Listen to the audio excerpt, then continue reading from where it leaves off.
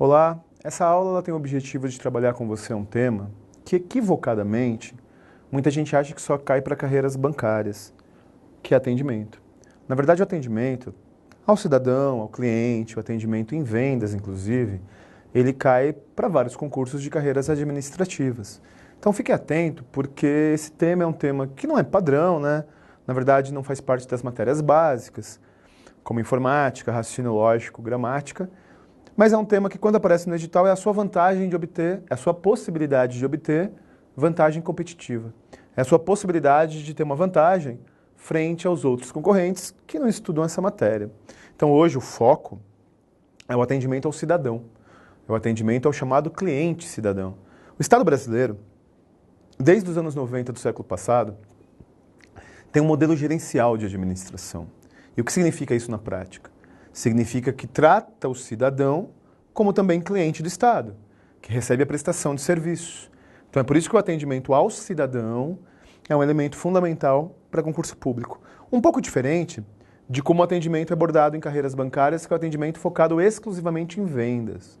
Mas mesmo sendo atendimento ao cidadão, tem uma certa, digamos, relação com outra matéria chamada técnica de vendas. Porque você concorda que eu não vendo só um produto. Eu posso vender uma ideia, eu posso vender um princípio, eu posso vender uma metodologia. Então, técnica de vendas e atendimento são temas próximos. Em algum edital, atendimento ao cidadão tem um subitem chamado técnica de vendas, em outros editais são temas separados. Na aula de hoje, eu vou trabalhar com você um aspecto que é fundamental no atendimento. Porque o atendimento, ele demanda o quê? Quando eu atendo o cidadão, quando eu atendo vendendo alguma coisa, prestando uma informação, dando uma informação, o que eu preciso fazer para atender? Eu preciso me comunicar. É, a comunicação, que você está tão acostumado a estudar dentro da administração pública, nas carreiras tribunais, quando você estuda para a Receita Federal é um tema presente, né, nos editais da ESAF, mas a comunicação também é um tópico de atendimento, porque afinal de contas, eu preciso me comunicar para atender o cliente. Procure, e é a sugestão que eu te deixo, procure em provas anteriores, procure aí nesses sites de concurso, inclusive nós, o Alfa, temos um site para concurso, procure aí no site de concurso esse tópico, atendimento ao cidadão. E você vai perceber que muita questão, mas muita questão, fala exatamente de comunicação organizacional. Então vamos lá, vem comigo que a aula de hoje é sobre esse tema que é quase um 2 em 1, né? Na verdade é um tema de atendimento e é um tema de administração. Então, quando se fala de comunicação organizacional, se fala do momento de verbalizar, do momento em que você externiza aquilo que você quer expressar. Então, qual é a primeira característica da comunicação organizacional? A primeira característica é que ela é inerente ao serviço público. O serviço público demanda comunicação com o cidadão. O serviço público traz a necessidade de toda hora o cidadão se comunicar de forma passiva ou ativa com o agente público, com o serviço público. Então, caso caia isso na prova, lembre que a comunicação é inerente ao próprio serviço público. Não adianta querer ser servidor público e não se comunicar. Você se comunica com a sua chefia, você se comunica com o cidadão, você se comunica com o seu colega de equipe. Isso é inerente, ou seja, para ser servidor público, tem que se comunicar. Bom, por que a comunicação é inerente? Porque ela tem dois objetivos. A comunicação dentro de uma organização, ela tem como primeiro objetivo apresentar e valorizar os princípios da administração pública. Como, por exemplo, o princípio da publicidade. Como, por exemplo, o princípio da legalidade, da moralidade, da eficiência. Portanto, da impessoalidade. Portanto, para que eu me comunique, eu preciso ter impessoalidade. Para que eu me comunique, deve existir clareza, para que eu me comunique de forma que garanta a publicidade, e por aí vai. Então é isso mesmo, a comunicação organizacional, ela é inerente ao serviço público porque ela garante a materialização dos princípios constitucionais consagrados no artigo 37. Você que estuda constitucional e administrativo, ou administração pública, está cansado de saber do LIMP, legalidade, impessoalidade e moralidade, publicidade e eficiência. E depois, para garantir a transparência. Olha só, essa palavra transparência me preocupa um pouco. Porque as pessoas acham que a simples comunicação já garante transparência. E não é verdade. Eu vou te dar um exemplo. Você é casado? Você é casada? Você namora? Ou você não é chegado a essa parada porque seu negócio é estudar para concurso? É bom às vezes ter alguém, né? Então olha só, imagine que seu marido, tua esposa, seu namorado chega para você e diz: estou pensando em morar no Alasca. São Paulo tá meio Alasca nesses dias. Estou pensando em morar no Alasca. Vamos conversar? O que a pessoa fez? Comunicou. Garantiu a transparência? Não. Porque e se o papo for o seguinte? E se a continuidade da resenha for o seguinte? Estou pensando em morar no Alasca, vamos conversar? O avião sai daqui a 3 horas. Aí não foi transparente. E não foi transparente porque não te deu o direito de um tempo hábil para reação contrária. Então a transparência é quando eu comunico alguma coisa, dando tempo para a pessoa reagir. Dando tempo para a pessoa assimilar e reagir. Então, por exemplo, o correto seria alguém chegar para você e dizer, para te comunicar: estou pensando em morar no Alasca. Daqui a 1 ano? Daqui a 6 meses? Vamos conversar a respeito. Você concorda que o edital de concurso público é uma comunicação? O edital do concurso público dita as regras do jogo? E por que você tem um tempo mínimo para a prova? Por que não sai edital num dia e a prova é no outro? Por que você tem aí no mínimo 45 dias para acontecer a prova, 60 dias, né, para acontecer a prova? Para que você tenha tempo de reagir, para você que tenha tempo de estudar, para você que tenha tempo de conhecer as regras do jogo. Por que um contrato, quando você adquire um bem, um serviço, ele é entregue no momento da assinatura e não depois? Porque você deve conhecer. O correto não é você levar um contrato para casa quando você está comprando um imóvel, quando você está vendendo um imóvel, quando você está tendo uma movimentação financeira muito grande. Você às vezes leva o contrato, ou as pessoas mandam um contrato, para que você tenha tempo de ler, para depois assinar ou não. É assim os contratos dos meus cursos do online, foi assim o meu contrato de trabalho com a Alphacom. Eu li o contrato, dialoguei, comunicaram das regras e eu tive tempo para aceitar ou não. Então a transparência não é apenas a comunicação, é a comunicação com tempo hábil de reação contrária. Tá claro isso? Continuando a comunicação, vem comigo. É muito comum numa prova se abordar a abrangência da comunicação. E aí existem as abrangências extra-organizacionais que são para fora da organização. Então, na verdade, quando eu falo de extra-organizacional, é uma empresa se comunicando com outra, um órgão público se comunicando com outro. Quais são os aspectos extra-organizacionais? Eu posso ter de órgão público para órgão público, de órgão público para entidade da indireta, posso ter de órgão público para empresa privada, posso ter de órgão público para uma ONG. Então, a extra é sempre fora das paredes da minha empresa. Por exemplo, recentemente aconteceu o concurso do INSS, muitos de vocês prestaram. E estava confuso o edital. O edital saiu P1 e P2. E tradicionalmente, quando sai P1 e P2, é peso 1, peso 2. O P1 eram as matérias comuns e o P2 eram 70 questões de direito previdenciário. Quando nós lemos o edital, ficou essa dúvida. Peraí, é prova 1 e prova 2, tudo peso 1, ou são 50 questões de peso 1, 70 questões de peso 2? A prova já aconteceu e você sabe que foi tudo peso 1, né? Mas o que o Alphacom fez? O Alphacom escreveu para a CESP-UNB para tirar essa dúvida, e a CESP tirou a dúvida. Então, neste caso, foi uma comunicação extra-organizacional de uma empresa privada para uma empresa, uma organização pública vinculada à Universidade de Brasília. Então, quais são as formas de vocês comunicar extra-organizacionalmente? Um órgão público se comunica com outro, um órgão público se comunica com uma empresa privada, um órgão público se comunica com uma entidade da indireta, para fora da minha empresa. Agora, existe a comunicação intra-organizacional. E a comunicação intra-organizacional é aquela dentro da minha empresa, que pode ser intradepartamental, dentro do meu departamento, ou pode ser para outros departamentos da empresa. Então, quando eu falo intra, é dentro, né? Quando eu falo intra, não foge dos muros, não sai da minha organização. Então, como eu posso caracterizar intra-organizacional? Extradepartamental ou intradepartamental. Então, vamos caracterizar novamente? Extra-organizacional, de uma organização para outra, de órgão público para órgão público, de órgão público para entidade da indireta, de órgão público para empresa privada, ou vice-versa, de um para outro. Intra-organizacional, para dentro. Intra-organizacional, dentro do meu departamento. Então, além de ser intra-organizacional, é intradepartamental. Ou intra-organizacional entre departamentos distintos. O departamento de marketing do Alphacom conversa com o departamento de vendas do Alphacom. Então, é intra-organizacional, extradepartamental. Tá claro isso? Então, vamos trabalhar alguns exemplos? Receita Federal entra em contato com o Alphacom. Extra-organizacional. Banco do Brasil se comunica com a Caixa Econômica Federal. Extra-organizacional.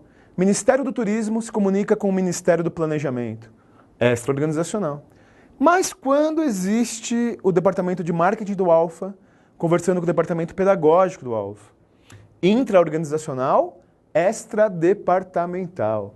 E quando existe um comunicado apenas para o departamento pedagógico? E quando existe um comunicado apenas dentro do Alpha e dentro do mesmo departamento? Intra-organizacional e intradepartamental. Tá claro? E esse desenho, Rezendão? Não, isso aqui é outro tema, depois eu volto porque ali não teve espaço. Então daqui a pouco eu volto para cá. Vem comigo. Vamos trabalhar agora os aspectos de formalidade. Na verdade, a formalidade na comunicação, ela tem duas variantes. Ou existe a comunicação formal ou a comunicação informal. Mas, Rezendão, o artigo 37 da Constituição Federal fala que um dos princípios do serviço público é o princípio da legalidade. Então, isso aqui não foge à legalidade? Não. Na verdade, tanto a formal quanto a informal seguem as premissas do serviço público, seguem as premissas da legalidade. A diferença é que aqui eu tenho uma formalidade constituída e aqui eu tenho uma informalidade.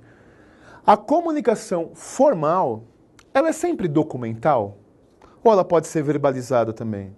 Pode ser verbalizada. Por exemplo, o presidente da República faz uma declaração em rede nacional. Comunicação formal. Recentemente, o Reino Unido decidiu, você acompanhou isso, né? Saiu na grande imprensa. O Reino Unido votou pela saída da União Europeia. O primeiro-ministro da Inglaterra, ele era o grande defensor da continuidade da comunidade europeia. Ele e o David Beckham, não me perguntem por quê. Então, as duas grandes estrelas da continuidade na comunidade europeia eram David Beckham e o primeiro-ministro inglês. E o povo da Inglaterra votou pela soberania, votou contra o arroxo salarial, enfim. Eu não vou dar opinião, mas o povo da Inglaterra decidiu sair da comunidade europeia porque a comunidade europeia estava impondo aos países várias restrições trabalhistas. Quebra de direito. Então o povo da Inglaterra disse, não, eu quero ter direitos trabalhistas, e por esse motivo, entre outros, foi vitorioso o não, a saída da comunidade europeia. E aí, quando houve a votação, na madrugada da votação, o primeiro-ministro comunicou verbalmente que iria abrir mão, queria sair e iria abrir mão do cargo dele. Ou seja, ele não teve nenhum documento, ele nem teve tempo de redigir documento, mas ele verbalizou formalmente que ele estaria abrindo mão do cargo. Portanto, a comunicação formal, mesmo podendo ser verbal, comunicação do presidente em rede nacional, declaração do primeiro-ministro inglês, ela é majoritariamente documental. Então tome cuidado com o que eu estou dizendo. Estou dizendo que essa aqui pode ser documental ou verbal, mas majoritariamente ela é feita por memorando, por ofício, por ata, tudo aquilo que você aprende em redação oficial e tudo mais. E a informal? A informal, boca a boca, a comunicação informal é aquela que não tem necessidade de um formalismo documental. A informal, ela pode ser verbal? Na maioria das vezes ela é verbal. Mas ela pode ser documental? Pode. Por exemplo, aqui no estúdio, eu estou olhando ali, tem algumas orientações para os monitores, sobre claquete, sobre regras de gravação, para que mantenha-se a padronização, né? Nesse caso, ninguém assina. Nesse caso, são informações aí que foram postas no estúdio para orientar os monitores. É um exemplo de comunicação informal documental. Mas geralmente a informal é o boca a boca. Geralmente a informal é a verbalizada. Então, ó, mapa mental para você não esquecer mais. A formal, ela é majoritariamente documental e a informal é majoritariamente verbal. Mas e os níveis? Numa empresa tem os níveis diretivos, os níveis operacionais, tem quem dirige a empresa e a peãozada da linha de produção, no caso do serviço público, os diretores, que são o nível estrutural, e tem o técnico administrativo, que é o nível operacional. Quem tem mais... Qual tipo de comunicação é feita majoritariamente? Vamos voltar aqui para o mapinha que ali não deu espaço. Olha só. Níveis tem o nível gerencial aqui, né? Eu só estou falando dos níveis extremos. Então tem um nível diretivo que majoritariamente tem comunicação formal. Os diretores de uma empresa, os presidentes de empresas, os ministros, eles não têm muita informação informal. Eles não se comunicam muito de forma informal. Até para não dar problema, né? Até para não gerar o disse-me-disse. Até para não gerar a rádio peão. Então, os níveis diretivos podem ter comunicação informal, mas majoritariamente se comunicam de forma formal, documental, expressa. E os níveis operacionais? Aí é o boca a boca, né? Nada impede os níveis operacionais terem comunicações formais, mas majoritariamente é informal. É óbvio que quando eu peço férias, quando eu peço exoneração a bem do serviço, a pedido, quando eu sou compelido a apresentar um documento para minha chefia, é formal. Mas aqui eu estou falando de majoritário. Aqui o majoritário é o formal, aqui o majoritário é o informal. Tá claro isso? É a regrinha que é necessário que a gente entenda. Olha, uma questão muito importante tá bom, mas para que tudo isso? Qual a necessidade de se comunicar? Por que eu preciso seguir essas regras formal, informal, extra-organizacional, intra-organizacional, dentro ou fora de cada departamento? Porque a comunicação ela tem alguns objetivos. Mas antes de trabalhar os objetivos, existem novos meios de comunicação. E quais são os novos meios de comunicação? WhatsApp? Também. Tinder? Outro dia o aluno falou na aula, não, Rezende, eu me comunico pelo Tinder. Bom, cada um com seus meios, né? Mas, olha só, a tecnologia é importante para a comunicação. Prova disso é o WhatsApp. Deixa eu te contar uma coisa. Houve uma época na história da humanidade que as pessoas conversavam olhos nos olhos. Houve uma época na história da humanidade que esse aparelhinho que você tem, mais ou menos parecido com esse, ó, servia para você falar por voz. Sabia dessa, Fabião? Só que serve para falar por voz. Um professor colega nosso, ele comentou comigo que ele conversava com uma pessoa e ele ligou para essa pessoa. E a pessoa falou, nossa, como você é antigo, você usa o telefone para ligar? Então a comunicação ela vai avançando de acordo com a inovação tecnológica. E os novos meios de comunicação são fundamentais e caem em concurso público porque tem a ver com essa inovação tecnológica. Começando pelas redes sociais. Olha só, o serviço público se utiliza muito do Facebook. O Alphacom nem se fala. Então as redes sociais, em particular o Facebook, que tem uma comunicação mais ativa por parte do cidadão, e o Twitter, que tem uma comunicação mais passiva, são ferramentas que representam novos meios de comunicação em redes sociais. Aí, entrando nessa questão de tecnologia, tem, por exemplo, a comunicação pelo Skype, através da videoconferência, né? É um outro exemplo que nós podemos ter de tecnologia e novos meios de comunicação. E o E-Democracia, que você nem imagina do que se trata, quando cai na prova você erra, né? O E-Democracia é o portal de comunicação do Congresso Nacional, e em particular da Câmara dos Deputados de Brasília, federal. Então, por incrível que pareça, você pode escrever para o seu deputado. O seu deputado tem que te responder dentro de um prazo. Você pode conhecer os projetos de lei, as minutas de projeto de lei. Você pode conhecer o que está sendo discutido em Brasília. Então, o portal E-Democracia é um novo meio de comunicação, porque historicamente ele tem poucos anos, que permitem eu me comunicar com o meu representante parlamentar em Brasília. E ele tem um tempo ali para me responder. Tranquilo? Então, dito isso, eu vou agora para os resultados da comunicação. Para que serve a comunicação? Vem comigo. Os resultados da comunicação, ou seja, por que uma empresa precisa se comunicar? Por que uma empresa precisa priorizar a comunicação, decidir se ela vai ser interna ou externa, decidir se ela vai ser majoritariamente formal ou informal? Em primeiro lugar, um dos resultados da comunicação é garantir a sinergia. Rezendão, o que é sinergia? Tem a ver com siderúrgica? Não, seu animal. Não tem nada a ver com siderúrgica. Sinergia é outra coisa. É o seguinte, quem é casado, quem vive com alguém, sabe muito bem o que é sinergia. Você sozinho não consegue comprar um imóvel. Você sozinho não consegue comprar um automóvel. Você sozinho não consegue adquirir bens materiais. E a pessoa que mora com você, antes de morar com você, também não. Aí quando você se junta, quando você se casa, o salário do marido e o salário da esposa, juntos, de forma sinérgica e conjunta, fazem você adquirir coisas que sozinho você não adquiriria. Então, como a sinergia se traduz dentro de uma organização?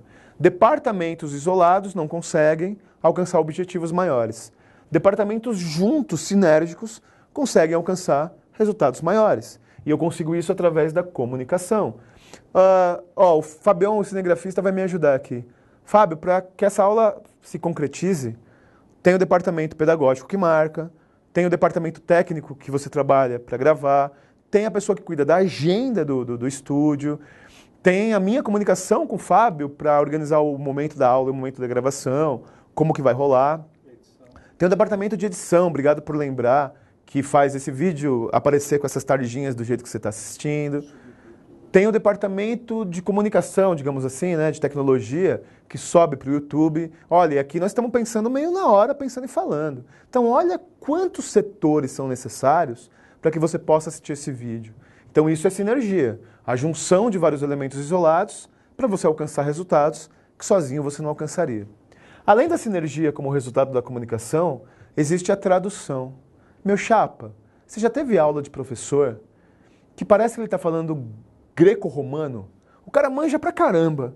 Só que ele fala de uma forma tão técnica, ele fala de uma forma tão baseada em palavras pouco usadas, que você não entende nada. Então a comunicação ela não pode utilizar apenas termos técnicos. E a comunicação não pode utilizar apenas o colóquio, né? Então deve existir um equilíbrio para você traduzir de forma para que todo mundo entenda. Uso comedido de linguagem técnica, uso comedido de linguagem regional. Eu aprendi recentemente o que era piá. Para mim, piá era pia escrito errado. Depois, gravando em Cascavel, indo para Cascavel, que eu descobri que piá é mano. E eles não sabiam que mano é piá. Deu para entender, né? Eu preciso utilizar comedidamente linguagem técnica, coloquial ou linguagem regional para todo mundo entender. Como essa aula, né? Essa aula está sendo assistida pelo Brasil todo e você precisa, estando no Nordeste, no Sudeste, no Centro-Oeste, entender o que o professor está dizendo. Depois eu preciso de alinhamento. Você concorda que se eu peço para você, teve dúvida? Publica nos comentários do vídeo. Inclusive pode fazer isso que depois eu vou responder. Teve dúvida? Comenta nos comentários do vídeo. Eu já estou alinhando. Você já está alinhado para saber que caso exista alguma dúvida, o local de comunicação é através dos comentários do vídeo. E finalmente eu volto à palavra transparência, né? Para me comunicar eu preciso ser transparente. Para me comunicar eu preciso de algum nível de transparência. Quer me comunicar dando tempo para a reação contrária. Quer ver um exemplo de não existe transparência? Quem publicar dizendo o que acha do que significa essa tatuagem vai concorrer a uma camiseta. Pronto, terminou. Valeu 1 segundo. E aí? Eu me comuniquei, mas eu não fui transparente, porque eu não dei tempo para você reagir. Deu para entender? Então esses são os objetivos da comunicação. E eu vou terminar com um tema muito comum em concurso público, com um tema que tem caído muito em concurso, porque, digamos assim, é a ferramenta mais avançada de comunicação. É a forma de comunicação que hoje é utilizada majoritariamente, tanto no serviço público quanto na iniciativa privada, que são as redes organizacionais. Rezendão, o que é rede organizacional? Vou te dar um exemplo. Se eu precisasse utilizar formalidade para conversar com o Fábio, cinegrafista, eu me comunicaria com o Tchê, que é o responsável pedagógico aqui de São Paulo. O Tchê se comunicaria com o Evandro Guedes, que é o nosso chefe. O Evandro se comunicaria com o Lucas de Cascavel, que é o responsável pelos estúdios. O Lucas entraria em contato com a Érica, que é a responsável pela nossa agenda. E a Érica diria, o Rezende quer falar com você. Pronto, já foi 1 ano e meio. Sabe o que eu faço? Mando um WhatsApp para o Fabião, Fabião, vamos organizar a gravação. Então isso é uma rede organizacional. É sem desrespeitar ninguém, a empresa permitir que aconteça isso, você realizar comunicações horizontais que possibilitem a comunicação fluir. Você não faz assim? Você não tem contatos com outras empresas que você não segue a formalidade. Você já sabe para quem ligar, você já sabe com quem falar. Aqui no Alfa de São Paulo e no Alfa de Cascavel, existe muita rede organizacional, principalmente entre alunos de carreiras policiais. Se você é aluno de carreiras policial, você sabe disso. Tem alguma coisa em Cascavel, eles já conversam direto com a rapaziada de São Paulo. A rapaziada de São Paulo já conversa direto com Cascavel. Um professor deu uma aula em Cascavel, eu achei bacana, dá para interagir. Eu não vou solicitar para o responsável, eu converso direto com ele. Então isso é uma rede organizacional, que tem que ser permitida pela empresa. A rede organizacional não é a quebra hierárquica. Ela só existe quando a empresa adota essa metodologia. Então quais as características da rede organizacional? Em primeiro lugar, a adesão é voluntária. Eu só mando o WhatsApp para o Fábio para combinar a gravação porque ele permite isso e eu permito isso. Se ele dissesse, procura meu superior, se eu dissesse para ele, procure o meu superior, é que o ambiente aqui tem comes e bebes, inclusive, a gente é de amizade, mas se fosse algo extremamente formal, não seria voluntário. Então, na verdade, as pessoas, de forma facultativa, têm que aceitar participar da rede organizacional. E depois, não tem hierarquia, eu não sou chefe do Fábio. O Fábio não é meu chefe. Nós somos profissionais que cumprem papéis diferentes dentro da empresa e um não tem hierarquia sobre o outro. Na verdade, dependendo da situação, a palavra dele é a final, dependendo da situação, a minha palavra é a final, dependendo do trabalho desenvolvido. Então, uma rede é horizontal, não é vertical. Não tem relação de hierarquia. Depois disso, qual o objetivo da rede? Eu falei para você no exemplo. Se eu fosse seguir todos os trâmites legais e hierárquicos, eu conversaria uma semana depois. Perdi tempo, não foi eficiente. Então, quando eu crio uma rede organizacional, garante a rapidez, a celeridade. Então, o objetivo é esse. É você encurtar caminhos, é você criar relações de encurtamento de caminho para você se comunicar. Deixa eu falar uma coisa para justificar para você o porquê que o serviço público utiliza redes organizacionais.